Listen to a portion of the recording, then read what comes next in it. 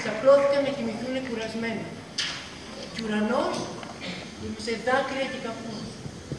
Τα φώτα στους δημόσιους δρόμους λιποθυμά στην άσφαλτο, μεθυσμένα από τάξη και θλίψη. Πηγαίνετε σπίτι σας, κρυφτείτε στα δωμάτια σας, σε αυτές τις μαύρες τρύπες απελπισίας. Χωθείτε κάτω από τα λερωμένα σκεπάσματα και προσπαθήστε να ενωθείτε με τον ύπνο σας. Η μέρα τελείωσε και η νύχτα έχει αποκάρει. Κοιμηθείτε, κοιμηθείτε και προσπαθήστε να μην ξυπνήσετε. Γιατί ο κόσμος είναι πιο πραγματικός από τα χρωματιστά όνειρα σας.